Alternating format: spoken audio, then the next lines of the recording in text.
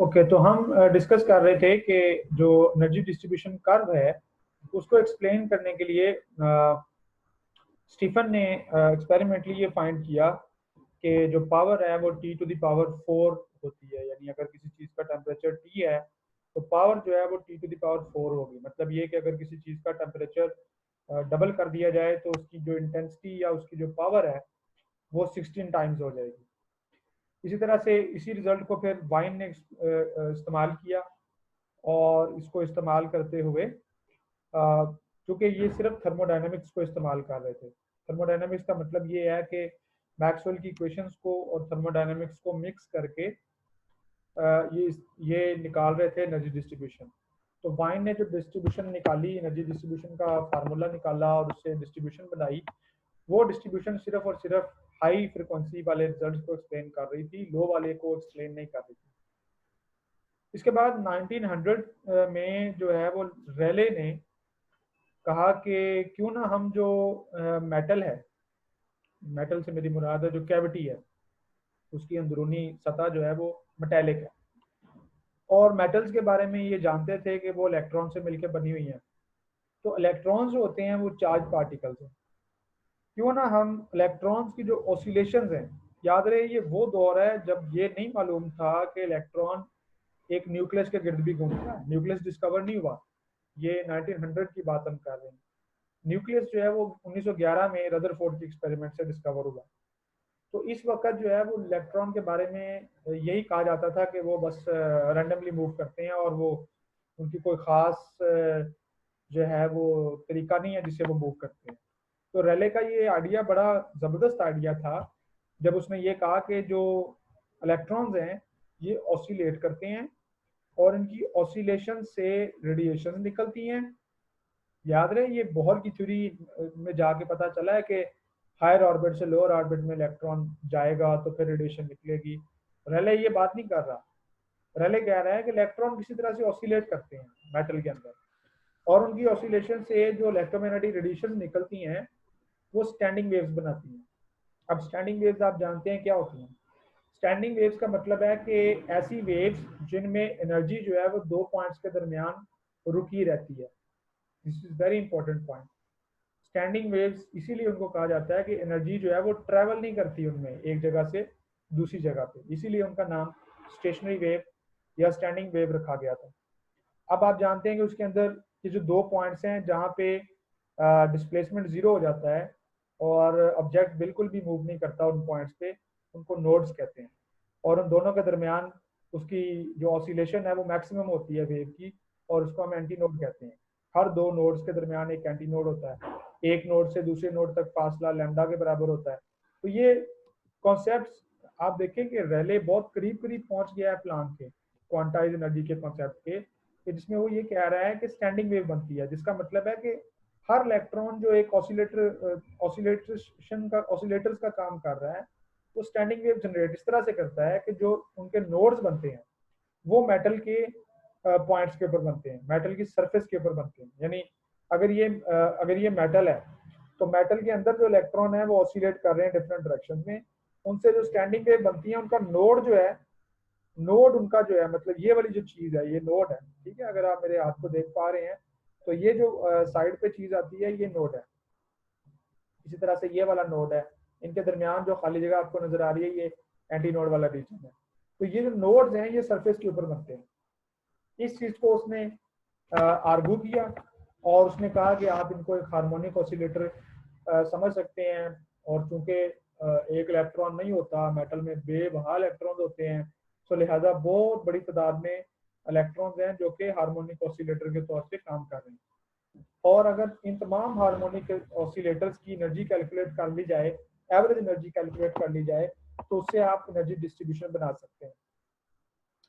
तो मिसाल के तौर पे यहाँ पे थोड़ी सी कैलकुलेशन दी गई है कि अगर आप एवरेज टोटल एनर्जी निकालें रेडिएशन की जो कि कैविटी में से निकल रही थी, वो कैसे आप निकाल सकते हैं कि आप average energy of the oscillators को मल्टीप्लाई कर दें नंबर ऑफ मोड्स या स्टैंडिंग वेव्स के साथ of the radiation in the frequency interval from nu to, यहाँ पे फ्रॉम आएगा, from nu to nu plus d new.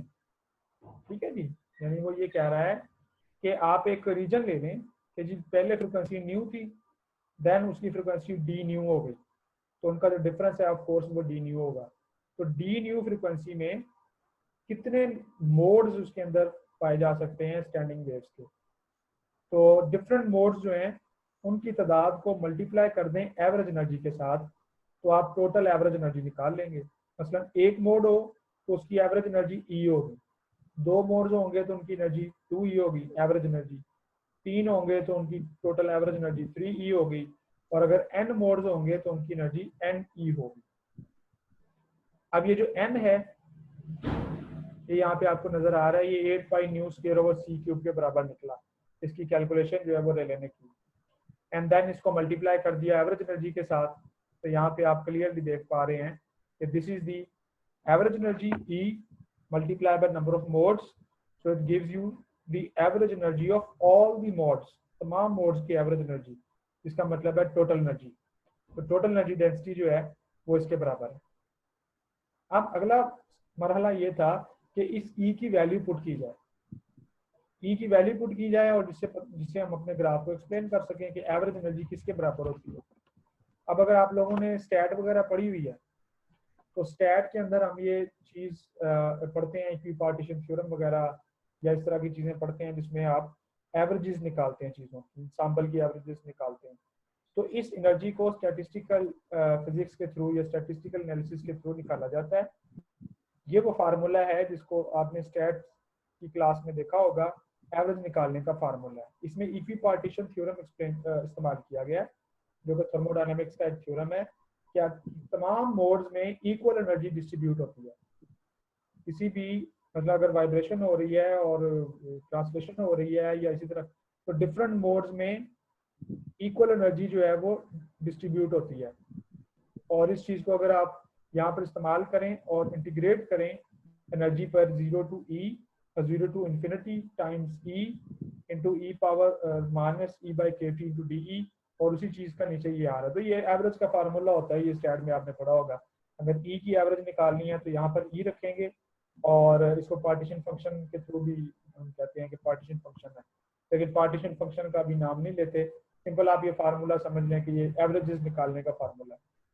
इसमें इंपॉर्टेंट बात जो है वो ये है कि इसके ऊपर हमने जो एनर्जी के ऊपर जो सम लिया है, टोटल एनर्जी जब निकाली है, टोटल एवरेज निकाली है, तो टोटल करते वक्त हमने एनर्जी को कंटिन्यूस कंसीडर किया। जब किसी भी वेरिएबल को फंक्शन को कंटिन्यूस लिया जाए तो उसको मैथमेटिकली इंटीग्रेशन के थ्रू कैलकुलेट किया जाता है। जहां कहीं भी किसी चीज का इंटीग्रल लिया हो तो समझ लें कि वो चीज कंटिन्यूस आपने ली है। तो मैं अगेन इस चीज पे एम्फसाइज करूंगा कि हम एनर्जी को कंटिन्यूस इसलिए ले रहे हैं कि हमारा जो ग्राफ है वो कंटिन्यूस एनर्जी दे रहा है। दैट इज वाई हम कंटिन्यूस एनर्जी वाला फार्मूला यानी इंटीग्रेशन के थ्रू इसको सम करके कैलकुलेट कर रहे हैं, एंड देन इसका आंसर हमें KT के बराबर आ रहा है। इस एनर्जी को अगर आप U में पुट कर दें तो this is the energy density जो कि फाइंड आउट की है रेले जीन्स फार्मूले से हमें नजर आती है। अब इस एनर्जी डेंसिटी के फार्मूले में आप देखें वो एक्सपोनेंशियल वाला फैक्टर जो वाइन्स लॉ में आ रहा था वो इसमें नहीं आ रहा, जिसका मतलब ये है कि आप अगर लो एनर्जी के ऊपर मैं लो फ्रिक्वेंसी के ऊपर ग्राफ को एक्सप्लेन करना चाहूँ तो मुझे प्रॉब्लम नहीं होगा जो वाइन्स लॉ में मसला था, क्योंकि वाइन्स लॉ में न्यू वाली टर्म के साथ ही एक्सपोनेंशियल वाली टर्म भी आ रही थी, डिके वाली टर्म, इसलिए आप लो फ्रिक्वेंसी के ऊपर जो बिहेवियर देखते थे वो एक्सप्लेन नहीं होता था। लेकिन अब वो लो फ्रिक्वेंसी वाला जो बिहेवियर है वो एक्सप्लेन हो गया है। अब आप इजीली न्यू स्क्वायर के साथ इसकी वेरिएशन दे सकते हैं। अगर आपको थोड़ा सा मैथ याद हो तो किसी चीज़ का जब स्क्वायर होता है वो पैराबोला देता है, जब उसका ग्राफ बनता है तो वो पैराबोला देता है। तो इसका मतलब है कि ये एक किस्म की पैराबोला की इक्वेशन लिखी हुई है, y is equal to Y square is equal to 4ax for example हो, या x is equal to 4x square is equal to 4ay हो, तो ये उस तरह की चीज़ है। तो एक वेरिएबल न्यू है और एक वेरिएबल u है, तो ये पैराबोला बनेगा। लो फ्रिक्वेंसी पे ये बड़ा अच्छा एक्सप्लेन होता है। तो अगेन मैं वो ग्राफ आपको दिखाता हूँ एनर्जी डिस्ट्रीब्यूशन वाला, ये ग्राफ, ये देखें, ये जो डैश लाइन है जो लो फ्रिक्वेंसी पे एक पैराबोलिक फॉर्म के अंदर इंक्रीज करती हुई आपको नजर आ रही है, ये रेले जीन्स लॉ। लेकिन इसका मसला ये है कि चूंकि इसमें एक्सपोनेंशियल फैक्टर मौजूद नहीं है, लिहाजा ये हाई फ्रिक्वेंसी के ऊपर एनर्जी को डिक्रीज नहीं करवा सकता। वाई? क्योंकि इसमें एक्सपोनेंशियल डिके वाला फैक्टर मौजूद नहीं है। ये दोबारा आप देखें कि जब मैं न्यू की वैल्यू बढ़ाता जाऊंगा तो यू की वैल्यू बढ़ती जाएगी। इसका मतलब है कि हर न्यू पर यू की वैल्यू ज्यादा होती जाएगी जैसे जैसे न्यू बढ़। सो न्यू को अगर इन्फिनिट कर दिया जाए तो एनर्जी भी इन्फिनिट हो जाएगी, जिसका मतलब ये है कि अगर आपके पास infinite modes of infinite frequencies होंगी तो एनर्जी जो है वो इन्फिनिट हो जाएगी। और इन्फिनिट एनर्जी होने का मतलब है कि कैविटी के अंदर इन्फिनिट एनर्जी मौजूद थी, और इन्फिनिट एनर्जी कहीं भी मौजूद नहीं हो सकती। एक फाइनाइट सिस्टम के अंदर इन्फिनिट एनर्जी मौजूद नहीं हो सकती। सो इस चीज को एक बहुत बड़ा ब्लंडर कहा गया है, कैटास्ट्रॉफी कहा गया है। यानी कैटास्ट्रॉफी का मतलब है कि एक भूंचल है, एक तूफान है, कि पूरी फिजिक्स जो है वो इससे परेशान हो गई है कि भाई ये कैसे हो सकता है कि कैविटी के अंदर इन्फिनिट एनर्जी मौजूद हो। तो इस चीज को अल्ट्रा वायलेट कैटास्ट्रॉफी कहते हैं। अल्ट्रा वायलेट का मतलब है कि जब फ्रिक्वेंसी की वैल्यू ज्यादा होती है, इंसानी आंख की रेंज से ज्यादा होती है, तो उसको अल्ट्रा वायलेट लाइट कहते हैं ना। तो ये अल्ट्रा वायलेट से बराबर वो है कि हाई फ्रिक्वेंसी पे एनर्जी इन्फिनिट होना शुरू हो जाती है। हाई फ्रिक्वेंसी पे एनर्जी का इन्फिनिट होना पॉसिबल नहीं है। ग्राफ हमें ये बता रहा है कि हाई फ्रिक्वेंसी पे एनर्जी फाइनाइट है। ना सिर्फ ये कि फाइनाइट है बल्कि वो डिक्रीज करती है, ग्राफ नीचे की तरफ आता है। सो इस तरह से आपने देखा कि जो वाइन्स लॉ है वो हाई फ्रिक्वेंसी को एक्सप्लेन करता है, लो पे फेल हो जाता है, और जो रेले लॉ है वो लो फ्रिक्वेंसी को एक्सप्लेन करता है, हाई फ्रिक्वेंसी पे फेल हो जाता है। तो कोई एक ऐसा लॉ नहीं है जो पूरे energy distribution, black body radiation को एक्सप्लेन कर सके। यहाँ पर अब प्लांक आता है। तो प्लांक ने इस प्रॉब्लम को सॉल्व किया। प्लांक ने एक समझ लें कि एक बहुत बड़ा जीनियस गैस दिया, और ये ऐसा गैस था कि बहुत ज्यादा रिस्क था इसके अंदर, 50-50 वाला रिस्क जो होता है। ऐसा रिस्क था कि अगर इसका ये गैस ठीक ना होता तो ये मतलब बड़े शर्म वाली बात थी। लेकिन किस्मत है प्लांक की कि उसका गैस काम कर गया। उसने कहा कि सारे लोग जो हैं वो एनर्जी को कंटिन्यूस समझ के जो है वो इंटीग्रेशन करते हैं, और इंटीग्रेशन करके जब कैलकुलेट करते हैं तो एनर्जी जो है वो केटी के बराबर आती है, और उसकी वजह से एक्सपोनेंशियल का फैक्टर गायब हो जाता है। अभी आपने ये देखा ना रेले लॉज के अंदर, यहाँ पर जो आप एवरेज एनर्जी पुट करना चाहते हैं, तो एवरेज एनर्जी के लिए जब आप इक्विपार्टीशन थ्योरम इस्तेमाल करते हैं, एनर्जी को कंटिन्यूस लेके ऐड करते हैं, तो आंसर आता है केटी, और वो केटी यहाँ पर वैसे का वैसे ही आ जाता है। तो इसका मतलब है कि आपके पास एक्सपोनेंशियल फैक्टर नहीं आता जो कि लो फ्रीक्वेंसी को एक्सप्लेन, हाई फ्रीक्वेंसी को एक्सप्लेन कर सके। तो इसी चीज को आगे बढ़ाया है प्लांक ने, रेले के लॉ से ही उसने आगे बढ़ाया। और मेरा जो ज़हन है, मेरा जाती जो राय है वो यही है कि चूंकि स्टैंडिंग वेव के अंदर ये बात तय हो गई थी कि जो एनर्जी है वो एक लूप के अंदर स्टैंड करती है, वो फिक्स रहती है एक लूप के अंदर। तो यहाँ से प्लांक के माइंड में शायद ये चीज ट्रिगर की हो कि क्यों ना हम एनर्जी को एक फिक्स क्वांटिटी मेजर करें, और उसका जो सम है वो कंटिन्यूस वेरिएबल के तौर पे ना लें बल्कि उसको डिस्क्रीट वेरिएबल के तौर पे लें।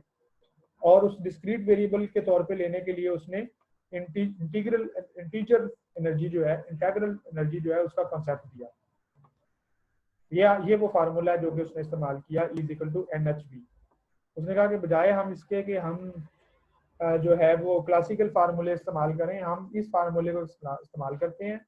इसमें जो H न्यू है ये एक क्वांटा है एनर्जी का, यानी ये एक पैकेट है एनर्जी का, और अगर उसके अंदर n मोड्स थे तो n क्वांटा उसके अंदर होने चाहिए, लिहाजा उसकी एनर्जी जो है वो n होगी। लेकिन आप ये देखें कि n की वैल्यू फिक्स है, वो 0 हो सकता है, 1 हो सकता है, 2 हो सकता है, 3 हो सकता है, वो एनी वैल्यू नहीं ले सकता, मतलब वो फ्रैक्शनल वैल्यू नहीं ले सकता, वो 1.1 1.2 वगैरह वैल्यू नहीं ले सकता। तो एक लिमिट लगा दी कंटिन्यूस एनर्जी के ऊपर, इस लिमिट को हम कहते हैं कि क्वांटाइज कर दिया एनर्जी को। एंड इस चीज को जब उसने अगेन पुट किया, वही रेले वाला काम इसने किया कि एवरेज एनर्जी निकाली वही स्टैटिस्टिकल फार्मूले से। फर्क सिर्फ ये है कि एनर्जी की जगह पे इसने NHV पुट किया और इंटीग्रेशन नहीं की, समेशन की है। याद रहे डिस्क्रीट चीजों को जब भी सम किया जाता है समेशन से किया जाता है, कंटिन्यूस चीजों को जब सम किया जाता है तो इंटीग्रेशन से किया जाता है। तो चूंकि यहाँ एनर्जी डिस्क्रीट है लिहाजा इंटीग्रल नहीं लेंगे बल्कि समेशन लेंगे। सेशन करने के बाद जब इसको आप एक्सपैंड करते हैं, इजीली आप एन की डिफरेंट वैल्यूज लें और इसको एक्सपैंड करें, तो ये छोटी सी कैलकुलेशन करें, ये आपको एनर्जी की वैल्यू मिल जाएगी H nu by K T. और इस एवरेज एनर्जी को फिर उसने वो जो स्टैंडिंग वेव्स वाला नंबर ऑफ मोड्स वाला फैक्टर था एन, उसके साथ मल्टीप्लाई कर दिया, and finally he got this equation. This equation is called Planck's distribution law या प्लैंक्स लॉ सिंपली। अब आप देखें इसमें एक्सपोनेंशियल वाला फैक्टर भी मौजूद है और इसमें न्यू स्क्वायर वाला भी फैक्टर मौजूद है, जो कि रेले के फार्मूले में नहीं था। दूसरी इंपॉर्टेंट चीज, वाइन्स वाले फार्मूले में एक्सपोनेंशियल का फैक्टर ऊपर आ रहा था e power minus nu something over k T के साथ। यहाँ पे वो फैक्टर में से कुछ -1 हम कर रहे हैं, इसका मतलब है ये एक्सपोनेंशियल फैक्टर थोड़ा फॉर्म चेंज कर गया। तो एक्सपोनेंशियल फैक्टर जो चाहिए था लो फ्रिक्वेंसी के लिए वो भी हमारे पास आ गया, हाई फ्रिक्वेंसी के लिए एक्सपोनेंशियल फैक्टर चाहिए था वो भी आ गया, लो फ्रिक्वेंसी के लिए डायरेक्ट पैराबोलिक फॉर्म चाहिए थे न्यू स्क्वायर वाली वो भी आ गई। तो प्लांक ने एक किस्म का वाइन और रेले के दोनों कामों को इकट्ठा करने के बाद उसको एक्सपेंड कर दिया है, और उसकी अपनी जेन्युइन जो उसका आइडिया है, पॉस्टुलेट है, वो ये था कि उसने एनर्जी पे समेशन किया है, इंटीग्रेशन नहीं की। आप देखें मैथमेटिक्स कितना ज्यादा जरूरी है यहाँ पर, मैथमेटिकल कॉन्सेप्ट्स का क्लियर होना, कि जब कंटिन्यूस चीज लेनी है तो इंटीग्रेशन और उसका रिजल्ट और आएगा। उसी चीज को जब आप कंटिन्यूस डिस्क्रीट लेंगे तो समेशन लेनी है, उस चीज का रिजल्ट और आएगा, और इस उसके ऊपर फिर आप अप्रोक्सीमेशन लगा के ये रिजल्ट्स भी फाइंड आउट कर लेते हैं। तो ये वो ला था जिसने low frequency, high frequency, maximum frequency, तमाम फ्रिक्वेंसीज पे एनर्जी को एक्सप्लेन कर दिया, और ये प्लैंक की फतेह थी कि उसने ब्लैक बॉडी रेडिएशन को अपने लॉ के जरिए एक्सप्लेन किया। इसमें जो उसने एक नई चीज इंट्रोड्यूस करवाई वो थी H new, which was the quanta of the energy, fix energy. H की जो वैल्यू है ये प्लांक ने नहीं निकाली, ये इस ग्राफ को जब हम करते हैं ना, ये वाला जो ग्राफ है, इस ग्राफ में आप देखें डिफरेंट एक्सपेरिमेंटल वैल्यूज हैं। न्यू फ्रिक्वेंसी है, आप एक फ्रिक्वेंसी फिक्स कर लें या फ्रिक्वेंसी को चेंज करके एनर्जी को का ग्राफ बना लें, इसका ग्राफ बनाए, यानी इस इक्वेशन का ग्राफ बनाए, तो उसमें न्यू तो इस्तेमाल हो जाएगा ग्राफ बनाने में वेरिएबल के तौर पे। पाई वैसे कांस्टेंट है, सी स्पीड ऑफ लाइट है वो भी कांस्टेंट है, और टी जो है मैंने बताया था कि हमारी black body already constant temperature पे है। के जो है ये बोल्ट्जमैन कांस्टेंट है, ये भी एक कांस्टेंट वैल्यू होती है। तो इसका मतलब एच जो है वो इजीली निकाला जा सकता है, अगर आप वो ग्राफ बनाएं तो उस ग्राफ की जो स्लोप वगैरह होगी वहां से ये एच निकाला जा सकता है। ये इजीली एक्सपेरिमेंट भी एमएससी वगैरह में करवाया जाता है प्लांक कांस्टेंट की कैलकुलेशन का। तो ये एम्पिरिकल कांस्टेंट है, मतलब ये है कि एच जो है वो थ्योरी से नहीं इसकी वैल्यू आएगी, बल्कि एक्सपेरिमेंट से फिटिंग करके इसकी वैल्यू जो है वो हम निकालेंगे, और इसकी ये वैल्यू आती है 6.63 × 10⁻34 जॉउल सेकंड। अब आप इजीली ये नीचे एक्सप्लेन किया हुआ है कि जब आप लो फ्रिक्वेंसी लेते हैं तो एच न्यू के टी से कम हो जाता है, के टी भी एनर्जी है, के टी को हम बोलते हैं थर्मल एनर्जी, ये वही है जो थर्मोडायनामिक्स वाली एनर्जी इक्विपार्टीशन थ्योरी में हम लेते हैं। तो थर्मल एनर्जी और एच न्यू जो है ये क्वांटाइज एनर्जी है। तो अब आप क्वांटा ऑफ एनर्जी जो है एच न्यू, इसको कंपेयर कर लें थर्मल एनर्जी के साथ, तो अगर तो थर्मल एनर्जी से भी कम फ्रीक्वेंसी आप दे रहे हैं, एनर्जी दे रहे हैं, तो प्लैंक्स लॉ जो है वो रेले-जीन्स लॉ को एक्सप्लेन कर देता है। और इसी तरह से ये टोटल एनर्जी डेंसिटी, यानी ये जो एनर्जी हमने निकाली है ना, ये जो एनर्जी डेंसिटी है, ये energy per unit area per unit time है। अब अगर आप इसको इंटीग्रेट कर दें एरिया के साथ तो आप पावर भी निकाल सकते हैं, एनर्जी निकाल सकते हैं पर यूनिट टाइम। तो ये energy per unit area per unit time है यू। अगर इसको एरिया पे इंटीग्रेट कर दें तो एरिया और एनर्जी डेंसिटी मिलकर आपको एनर्जी देगा, और पर यूनिट टाइम ऑलरेडी मौजूद है तो energy per unit time power होगा, और वो पावर आप देखेंगे कि दोबारा वाइन्स लॉ की शक्ल में स्टीफन बोल्ट्जमैन लॉ की शक्ल में निकल आती है, यानी T⁴ निकल आती है। और इस तरह से आप हाई एनर्जी के ऊपर जो पहले इन्फिनिटी ले रहे थे, उस इन्फिनिटी को ये E⁻h न्यू वाला फैक्टर जो है वो उसको फाइनाइट बना देता है, और वो जो अल्ट्रा वायलेट कैटास्ट्रॉफी आ रही थी वो अब जो है वो नहीं आती। तो प्लांक का फार्मूला ब्लैक बॉडी रेडिएशन में जितने भी प्रॉब्लम्स आ रहे थे उन सब का सोल्यूशन है। लेकिन प्लांक ने जो अजम्पशन ली है, प्लांक ने जो पॉस्टुलेट लिया है कि एनर्जी जो है वो क्वांटाइज है, एनर्जी जो है वो डिस्क्रीट है, वो तमाम वैल्यूज नहीं ले सकती, उसकी फिक्स वैल्यूज होती हैं, और उसको सम करते वक्त, उसका एवरेज टोटल करते वक्त आपने समेशन करना है, मतलब डिस्क्रीट सम करना है। तो ये जो है ये अब इसकी एक्सप्लेनेशन चाहिए थी। ये रिजल्ट तो एक्सप्लेन हो गया, लेकिन ये साइंसदानों ने फ़ौरन इसको एक्सेप्ट नहीं किया कि जी बस क्वांटम थ्योरी आ गई है और इससे अब हर चीज़ एक्सप्लेन हो जाएगी। प्रॉब्लम फिर वहीं का वही है कि हमारा जो ग्राफ है वो कंटिन्यूस एनर्जी का ग्राफ है। उसमें एनर्जी तमाम फ्रिक्वेंसीज पे वैल्यू दे रही है, कंटिन्यूस वैल्यू दे रही है, एक चीज़। और दूसरी बात ये है कि ये जो एनर्जी क्वांटाइज हुई है इसकी रीज़न क्या है। ये जो रेडिएशन की जो एनर्जी आपने एक्सप्लेन की है कि ये क्वांटाइज है, तो इसकी रीज़न क्या है। तो ये रीज़न जो है प्लांक वगैरह या रिले वगैरह जो थे ये कह रहे थे कि ये कैविटी की प्रॉपर्टी है कि कैविटी के अंदर चूंकि एटम्स मौजूद हैं, एटम्स और या फिर इलेक्ट्रॉन्स मौजूद हैं, तो वो चूंकि एक फिक्स नंबर रखते हैं।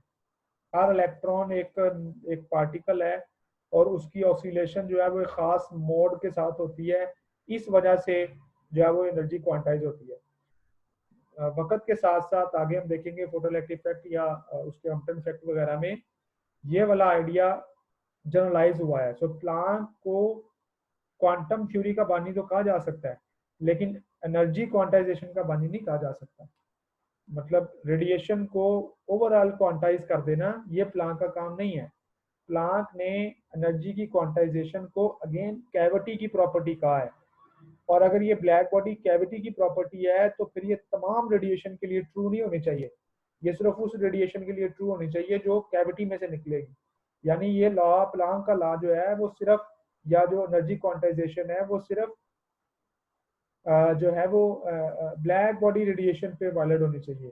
बाकी रेडिएशन के लिए चूंकि कैविटी नहीं है, फॉर एग्जांपल सूरज से आने वाली रोशनी में आप कौन सी ब्लैक बॉडी लेंगे, या एक्सरेज में को आप किस ब्लैक बॉडी में से निकाल रहे हैं। तो जो रेडिएशन ब्लैक बॉडी में से नहीं भी निकल रही उनको भी क्वांटाइज कहना ये प्लांक का काम नहीं था। इस वजह से फिर 20-25 साल लगे हैं लोगों को डिफरेंट रेडिएशंस के बारे में काम करके, एक्सपेरिमेंट्स करके उन्हें पता चला कि सारी रेडिएशन जो है उसके ऊपर ये बात लगाई जा सकती है। लेकिन प्लांक जो है वो सिर्फ ब्लैक बॉडी रेडिएशन की बात करता है, और ब्लैक बॉडी रेडिएशन में भी वो कैविटी की बात करता है कि कैविटी के एटम्स की ऑसिलेशन है या इलेक्ट्रॉन्स की ऑसिलेशन है जिसकी वजह से एनर्जी क्वांटाइज हो रही है। आगे जाके हम देखेंगे कि ये किसी इलेक्ट्रॉन की ऑसिलेशन की वजह से नहीं है, ये तमाम रेडिएशन की नेचर है कि वो क्वांटाइज होती है। जहाँ से बड़े बड़े जो काम है, बड़े जिन्हें कहा जाता है कि क्वांटम फिजिक्स की जो वियर्डनेस है, जो इसकी हैरत है, वो स्टार्ट होती है। तो इसको हम फिर आइंदा जो हमारे होंगे लेक्चर, उसमें आहिस्ता आहिस्ता हम इस वियर्डनेस को खोलते जाएंगे, इस प्रॉब्लम को आहिस्ता आहिस्ता हम जो है वो सॉल्व करते जाएंगे। तो यहाँ तक आज में हम लेक्चर करेंगे। इसमें कोई सवाल हो तो आप पूछ लीजिए।